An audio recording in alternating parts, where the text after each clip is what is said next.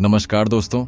आज मैं आपको एक ऐसी कहानी सुनाने जा रहा हूं जो एक सच्ची घटना से प्रेरित है और जो आपके दिल को छू लेगी। यह कहानी पूरी तरह से मूल है और इसमें आपको रोमांच, रहस्य और एक गहरा संदेश मिलेगा।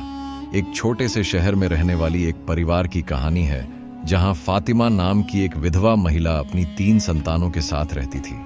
उसकी बड़ी बेटी अमीना थी जो घर के कामकाज में मां का हाथ बटाती थी।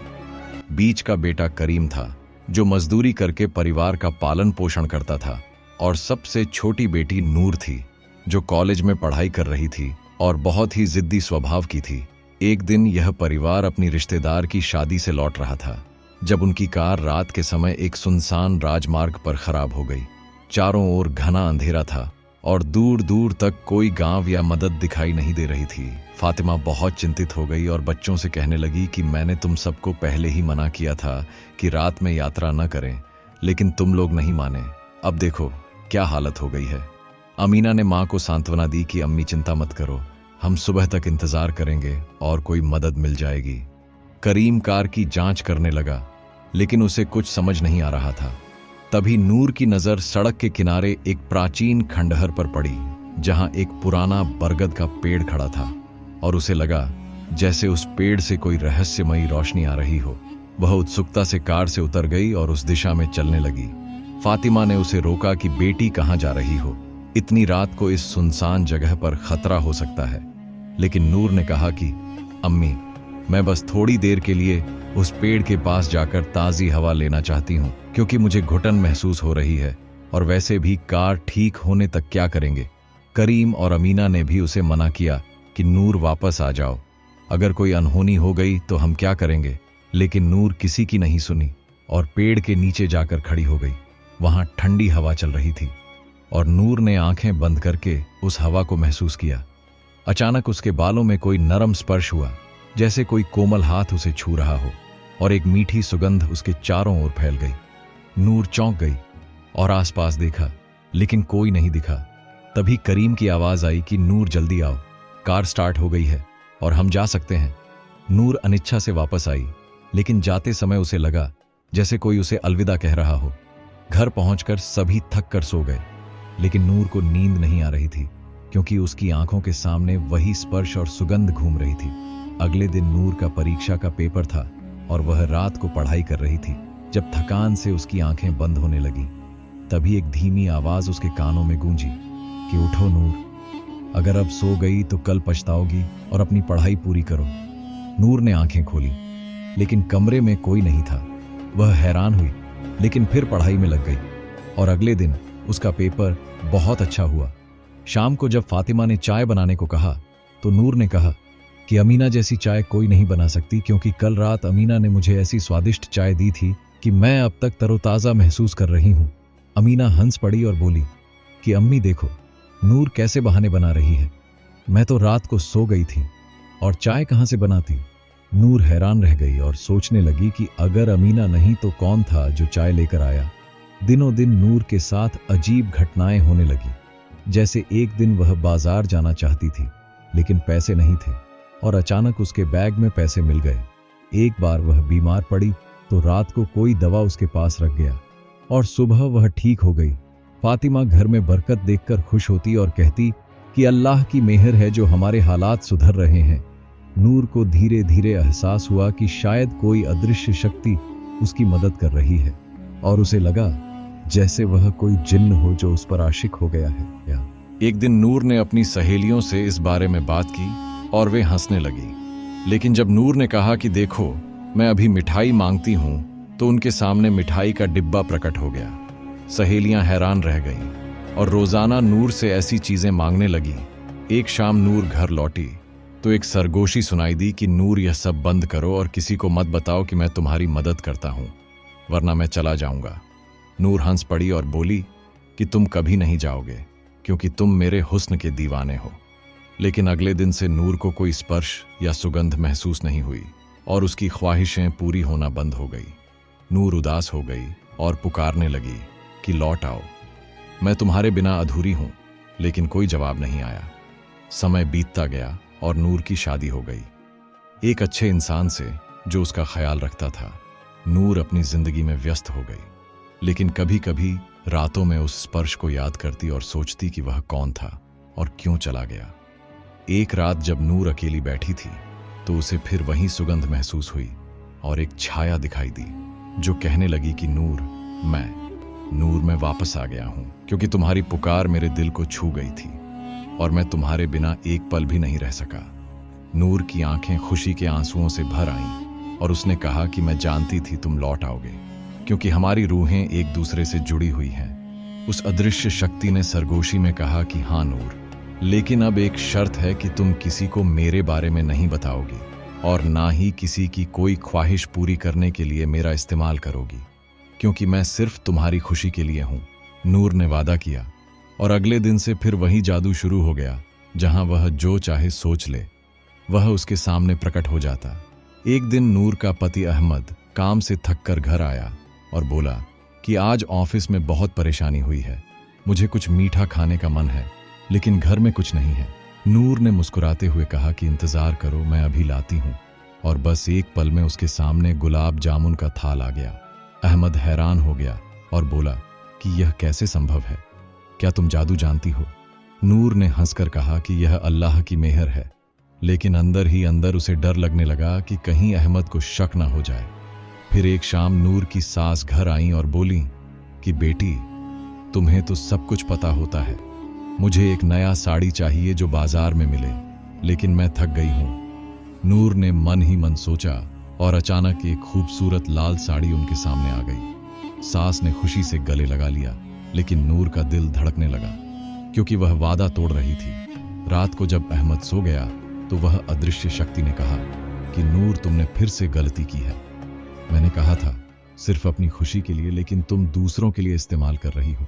नूर रोने लगी और बोली कि माफ करना, मैं नहीं जानती थी कि यह इतना मुश्किल होगा। शक्ति ने कहा कि कल से सब कुछ सामान्य हो जाएगा, जब तक तुम सीख न जाओ। अगले दिन नूर उठी तो घर में फिर वही पुरानी जिंदगी थी, कोई जादू नहीं, कोई चमत्कार नहीं, और वह उदास हो गई। लेकिन अहमद ने उसे गले लगाया और कहा कि तुम्हारे बिना भी मैं खुश हूं, क्योंकि तुम मेरी जिंदगी हो। नूर को एहसास हुआ कि सच्ची खुशी अदृश्य शक्तियों में नहीं बल्कि अपने अपनों के साथ है। लेकिन फिर भी वह रात को चुपके से पुकारती कि लौट आओ, मैं बदला लूंगी, मैं सिर्फ तुम्हारी रहूंगी। कई महीने बीत गए और नूर गर्भवती हो गई। तो एक दिन डॉक्टर ने कहा कि बच्चे को बचाने के लिए तुरंत दवा चाहिए, लेकिन दवा बहुत महंगी है और घर में पैसे नहीं हैं। नूर ने मन ही मन पुकारा कि अगर तुम हो तो मेरे बच्चे को बचा लो। अचानक उसके अलमारी में ढेर सारे नोट आ गए और वह दवा खरीद लाई। बच्चा सुरक्षित पैदा हुआ, एक प्यारी सी बेटी जिसका नाम नूर ने अपनी मां फातिमा के नाम पर रखा। लेकिन जब बच्ची को गोद में लिया तो नूर को लगा जैसे कोई अदृश्य हाथ उसका साथ दे रहा है। एक रात बच्ची रोने लगी और नूर थक गई थी। तभी एक कोमल स्पर्श महसूस हुआ और बच्ची खुद ब खुद शांत हो गई। नूर मुस्कुराई और बोली कि तुम लौट आए, लेकिन अब चुपचाप रहना, क्योंकि यह हमारा राज है। शक्ति ने सरगोशी में कहा कि हाँ नूर, अब मैं हमेशा तुम्हारे साथ रहूंगा, लेकिन कभी वादा मत तोड़ना। समय बीतता गया। नूर की बेटी बड़ी हुई और एक दिन खेलते हुए बोली कि मम्मी, मुझे वो खिलौना चाहिए जो पड़ोस की बच्ची के पास है। नूर ने मुस्कुराते हुए कहा कि ठीक है, लेकिन मन ही मन सोचा और खिलौना प्रकट हो गया। बेटी खुश हो गई, लेकिन तभी फातिमा आई और बोली कि यह कैसे हुआ बेटी? क्या फिर वही पुरानी बातें शुरू हो गईं? नूर घबरा गई और बोली कि अम्मी कुछ नहीं बस। लेकिन फातिमा ने गंभीर होकर कहा कि बेटी याद रखो, जिन्न की मोहब्बत एक अभिशाप भी बन सकती है और एक दिन वह तुम्हें अकेला छोड़ देगा। नूर ने हंसकर टाल दिया, लेकिन अंदर ही अंदर डर लगने लगा। फिर एक दिन नूर के ससुराल वालों ने उसे एक धार्मिक आयोजन में भेजा, जहां एक मौलवी साहब ने कहा कि जो लोग जिन्हों से डरते हैं वे अल्लाह का नाम लें। नूर वहां बैठी सुन रही थी।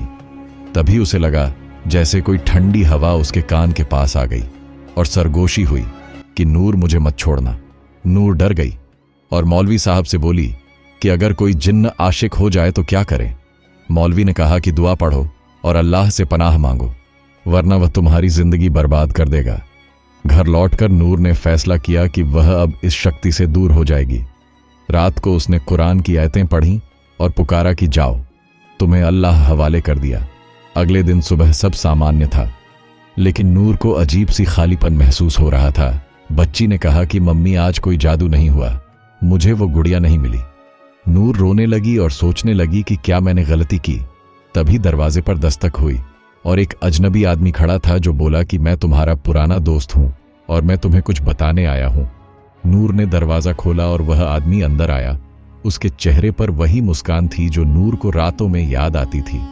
वह बोला कि नूर,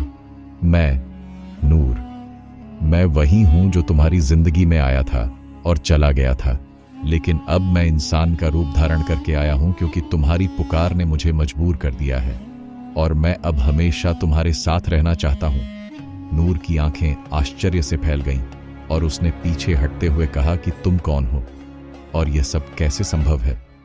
क्या तुम वही अदृश्य शक्ति हो जो मेरे बालों को छूती थी और मेरी हर ख्वाहिश पूरी करती थी? उस आदमी ने मुस्कुराते हुए कहा कि हाँ नूर, मैं वही हूं। मेरा नाम अशरफ है और मैं एक जिन्न हूं, लेकिन तुम्हारी मोहब्बत ने मुझे इंसान बना दिया है, क्योंकि सच्ची मोहब्बत जादू से भी बड़ी होती है। नूर का दिल धड़कने लगा और उसने कहा कि लेकिन अम्मी और मौलवी साहब ने कहा था कि जिन्हों की मोहब्बत अभिशाप है और वह इंसान को बर्बाद कर देते हैं, तो तुम मुझे क्यों धोखा दे रहे हो? अशरफ ने गहरी सांस ली और बोला कि नूर, यह सच्चाई नहीं है। सभी जिन्न बुरे नहीं होते, कुछ तो मोहब्बत में दीवाने हो जाते हैं और तुम्हारे लिए मैंने अपनी पूरी जिन्नात छोड़ दी है। अब मैं सिर्फ एक इंसान हूं जो तुमसे शादी करना चाहता है। तभी बच्ची कमरे में दौड़ती हुई आई और बोली कि मम्मी, ये चाचा कौन है? मुझे डर लग रहा है। नूर ने बच्ची को गोद में लिया और अशरफ से कहा कि पहले जाओ, मुझे सोचने का समय दो, क्योंकि यह सब बहुत अचानक हो गया है। अशरफ ने सिर झुकाकर कहा कि ठीक है नूर, मैं कल फिर आऊंगा, लेकिन याद रखना मेरी मोहब्बत सच्ची है और मैं तुम्हारे बिना जी नहीं सकता।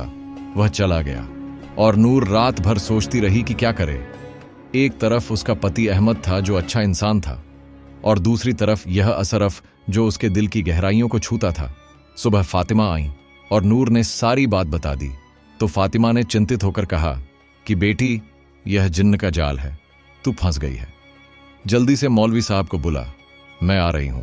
लेकिन नूर ने कहा कि अम्मी, मुझे लगता है यह सच्ची मोहब्बत है और मैं इसे आजमाना चाहती हूं। शाम को अशरफ फिर आया और नूर ने कहा कि ठीक है, मैं तुम्हारे साथ चलूंगी, लेकिन अहमद को बिना बताए नहीं, मैं तलाक ले लूंगी। अशरफ खुशी से झूम उठा और बोला कि नूर, तुम्हारी हर बात मंजूर है, मैं इंतजार करूंगा। अगले दिन नूर ने अहमद से सारी सच्चाई बता दी तो अहमद सदमे में रह गया और बोला कि नूर, क्या यह सच है कि तुम्हें एक जिन्न से मोहब्बत हो गई थी और अब वह इंसान बन गया है? नूर रोते हुए बोली कि हाँ अहमद, माफ करना, लेकिन मेरी रूह उसकी रूह से जुड़ी हुई है और मैं उसके बिना अधूरी हूं। अहमद ने आंसू पोंछे और कहा कि अगर यह तुम्हारी खुशी है तो जाओ, लेकिन बच्ची मेरे पास रहेगी, वह मेरी बेटी है। नूर दुखी हुई, लेकिन अशरफ के साथ चली गई और वे एक छोटे से गांव में रहने लगे, जहां अशरफ ने मेहनत से एक छोटा सा घर बनाया और खेती शुरू की। शुरू में सब कुछ स्वर्ग जैसा था। अशरफ नूर की हर छोटी बड़ी जरूरत पूरी करता और रातों में उसके बालों को सहलाता, लेकिन धीरे धीरे नूर को अजीब सी बातें दिखाई देने लगीं। जैसे रात को अशरफ की आंखें चमकने लगतीं और कभी कभी वह हवा में उड़ता दिखता। एक दिन गांव के लोग अशरफ को जिन्न कहने लगे और बोले कि यह इंसान नहीं है, यह खतरा है। नूर डर गई और अशरफ से बोली कि तुम सच में इंसान हो या अभी भी जिन्न ही हो? क्या तुमने मुझे धोखा दिया है? अशरफ ने कहा कि नूर, मैंने कोशिश की, लेकिन मेरा जिन्न स्वभाव पूरी तरह नहीं गया और अब गांव वाले हमें मार डालेंगे। तभी बाहर हंगामा मच गया और लोग घर को घेरने लगे, चिल्लाते हुए कि जिन्न को भगाओ वरना गांव जला देंगे। अशरफ ने नूर को गले लगाया और बोला कि नूर भागो, मैं तुम्हें बचा लूंगा। वह नूर को कंधे पर उठाकर हवा में उड़ने लगा और वे जंगल की ओर भागे। जंगल में एक गुफा में छिप गए, जहां अशरफ ने कहा कि नूर, अब हम यहीं रहेंगे, मैं तुम्हें कभी नहीं छोड़ूंगा। नूर थक गई और बोली कि अशरफ, यह जिंदगी नहीं है, मुझे अपने बच्चे की याद आ रही है और अहमद का भी। अशरफ ने गुस्से से कहा कि तुम मेरी मोहब्बत को ठुकरा रही हो क्या? तभी गुफा के बाहर एक आवाज गूंजी कि अशरफ, बाहर आ जाओ, हम तुम्हें पकड़ लेंगे। नूर डर गई और अशरफ ने कहा कि चुप रहो, मैं देखता हूं। वह बाहर गया और नूर अकेली रह गई। तभी गुफा में एक छाया दिखाई दी जो बोली कि नूर, मैं तुम्हें बचा लूंगी। लेकिन पहले यह नूर ने छाया की ओर देखा तो वह फातिमा थीं, जो मौलवी साहब के साथ आई थीं, और उन्होंने कुरान की आयतें पढ़ीं, जिससे अशरफ का जिन्न स्वभाव वापस आ गया और वह गुफा से भाग गया, वादा करते हुए कि वह कभी नहीं लौटेगा। नूर रोते हुए अहमद के पास लौट आई और बच्ची के साथ सुखी जीवन जिए, जहां सच्ची मोहब्बत इंसानी रिश्तों में ही मिलती है। इस तरह कहानी खत्म हुई, एक सबक के साथ कि अदृश्य मोहब्बत कभी स्थायी नहीं होती। क्या आपको यह कहानी पसंद आई? बताइए कमेंट्स में। वीडियो को लाइक करें और चैनल को अभी सब्सक्राइब करें। जो भी कमेंट करें आपको रिप्लाई जरूर मिलेगा।